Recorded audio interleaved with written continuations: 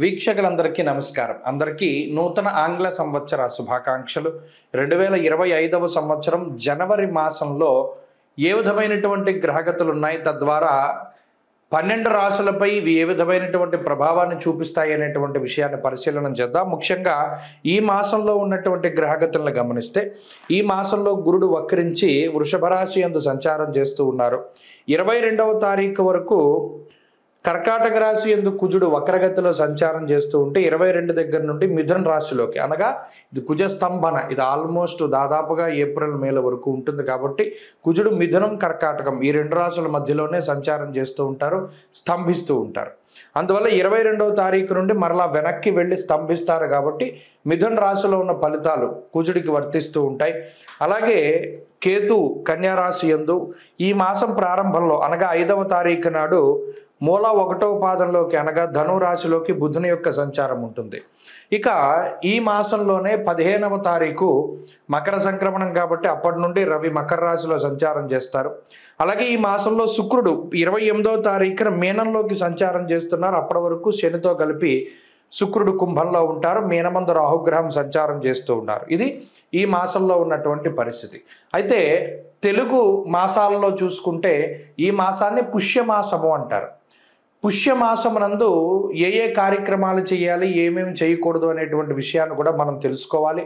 పుష్యమాసంలో గృహప్రవేశాలు, గృహారంభాలు, వివాహాలు లేదా ఏ విధమైనటువంటి శుభ కార్యక్రమానికి సంబంధించినటువంటి పనులు కానీ, శుభ కార్యక్రమాలు కానీ చెయ్యరు. దీన్ని శూన్యమాసము అన్నారు.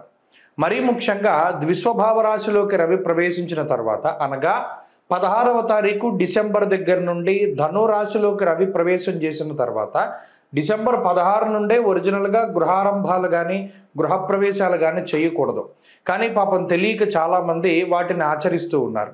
అలాగే గోదావరి జిల్లాలో నెలగంట పట్టిన తర్వాత, అంటే సంక్రాంతి నెల పట్టిన తర్వాత శుభ కార్యక్రమాలు ఇవి చేయరు. మరలా అంతర్వేది రథోత్సవం కానీ అంతర్వేది ఏకాదశి కానీ తర్వాత వరకు కూడా చేయరు. అయితే ఈ మధ్యకాలంలో కొంతమంది మాఘమాసంలో చేసుకుంటూ ఉన్నారు వివాహాది శుభ కార్యక్రమాలు. దానికి కూడా ఏ విధమైన దోషం లేదు. కానీ దీన్ని శూన్యమాసము అంటారు. దాదాపుగా జనవరి నెలంతా కూడా పుష్యమాసమే ఉంటుంది. కాబట్టి ఈ పుష్యమాసమున శంకుస్థాపనలు చేయకూడదు. పుష్యే చాగ్ని భయం చేయవ అంటూ ఉన్నది శాస్త్రం. అనగా ఈ మాసంలో ఏదైనా ఒక పని చేస్తే అది అగ్ని సంబంధంగా కాలిపోతుంది, బూడిదైపోతుంది అన్నారు. అందుకనే అసలు ఏ విధమైన శుభ కార్యక్రమాలు చేయకూడదు. ఇది ప్రధానంగా గుర్తుపెట్టుకోవాల్సింది. అలాగే గృహారంభ గృహప్రవేశాదే కాదు, ఇంకేవి కూడా కార్యక్రమాలు చేయరు. అందుకనే దీన్ని శూన్యమాసము అన్నారు. అంటే ఈ మాసంలో ఏ విధమైనటువంటి శుభ కార్యక్రమాలు ఉండవు. అలాగే ఈ జనవరి నెలలోనే మకర సంక్రమణం జరుగుతుంది. కాబట్టి ఈ జనవరి నెల 15వ తారీఖు నాడు సంక్రమణం రోజున పితృదేవతల్ని స్మరించి వారి పేర్ల మీద స్వయంపాక దానాదులు అవి చేస్తూ ఉంటారు. కాబట్టి ఈ సంక్రాంతికి కూడా పంట చేతికి వస్తుంది. కాబట్టి ఆ చేతికి వచ్చినటువంటి పంట ఏదైతే ఉన్నదో దానిలో కొంత భాగం హరిదాసులకి, జంగం వాళ్ళకి, బ్రాహ్మలకి, లేకపోతే ఇంకా రకరకాలైనటువంటి వారు ఎవరైతే పూజనీయులైనటువంటి స్థానాల్లో, అంటే పెద్దల పేర్లు చెప్పిస్తూ ఉంటారు, బియ్యాలు వారికి ఇస్తూ ఉంటారు. వారికి చక్కగా ఈ 15వ తారీఖు నాడు ఇవ్వవచ్చును. అంతేకాకుండా ఈ మాసంలో ఈ గ్రహస్థితిని బట్టి ద్వాదశ రాశుల ఫలితాలు కూడా మనం ఇప్పుడు చెప్పుకుందాం. మేషరాశి వారికి 2025వ సంవత్సరం జనవరి నెలలో యోగించేటువంటి గ్రహాలను కనుక మనం పరిశీలన చేస్తే, ఇక్కడ లాభస్థానంలో ఉండేటువంటి శని శుక్రులు ఈ రెండు గ్రహాలు కూడా చాలా అద్భుతమైనటువంటి యోగాన్ని ఇస్తూ ఉంటే, రవి కూడా దశమంలో యోగకారకమైనటువంటి గ్రహంగానే ఈ రాశి వారికి ఉన్నారు. ఇక 22వ తారీఖు దాటిన తర్వాత కుజుని యొక్క తృతీయ స్థాన స్థితి కూడా ఈ రాశి వారికి మంచిది. గురుడు వక్రించడం వల్ల వ్యతిరేకమైనటువంటి ఫలితాలే ఈ రాశి వారికి వస్తూ ఉన్నాయి. కాబట్టి చూసుకున్నప్పుడు మాసాంతంలో యోగించేటువంటి కుజుడు, రవి, శని, శుక్ర గ్రహాలు, ఈ 4 గ్రహాలు మేషరాశి వారికి చాలా అనుకూలమైనటువంటి ఫలితాలను ఇస్తూ ఉన్నాయి. అయితే ప్రతికూలతను కూడా మనం చూసుకున్నప్పుడు వక్రించినటువంటి గురుడు ఈ 22వ తారీఖు వరకు చతుర్థ స్థానంలో ఉన్నటువంటి కుజుడు, 12వ స్థానమందు ఉన్నటువంటి రాహు, ఇవి ప్రధానమైనటువంటి ప్రతికూల గ్రహాలుగా చెప్పచ్చు. ఇక బుధుడు కానీ మిగతా గ్రహాలు కానీ చంద్రుడు కానీ ఇవన్నీ కూడా సాధారణమైనటువంటి ఫలితాన్ని ఇస్తున్నాయి. అంత ప్రతికూలతలు లేవు, కాబట్టి అంత అనుకూలతలు కూడా ఉండవు.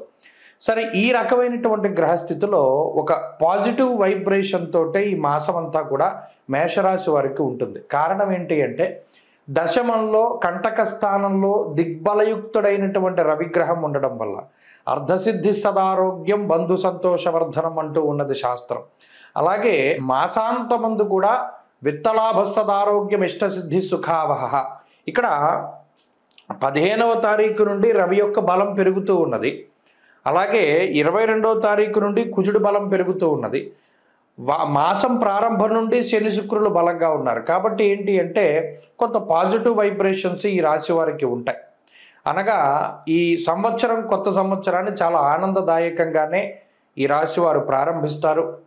మంచి ఉత్సాహభరితమైనటువంటి పరిస్థితులు ఉంటాయి. అంటే ఏదైనా ఒకటి సాధించినటువంటి తాలూకు జ్ఞాపకాలు, లేదు ఈ గత సంవత్సరంలో మనం ఇది పొందగలిగాం, గత సంవత్సరంలో ఇది సాధించగలిగాం, ఈ సంవత్సరంలో ఇలా ఉండాలి అనేటువంటి దాని తాలూకు నిర్ణయాలు, ఇవన్నీ కూడా చాలా పాజిటివ్గానే ఈ మాసం ఉంటుంది.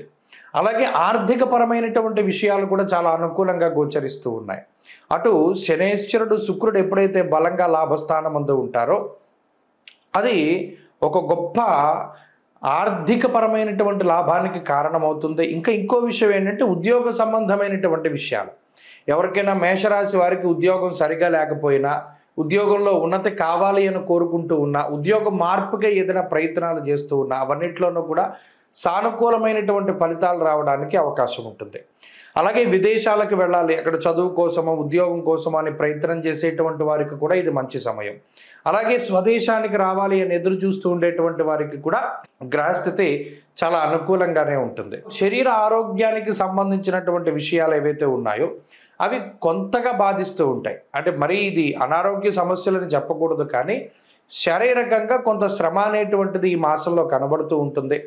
అయితే వృత్తి ఉద్యోగాల్లో ఎదుగుదల, ఆర్థిక లాభము, కుటుంబానికి సంబంధించినటువంటి అభివృద్ధి ఇత్యాది విషయాలన్నీ కూడా ఈ రాశి వారికి చాలా అనుకూలిస్తూ ఉంటాయి.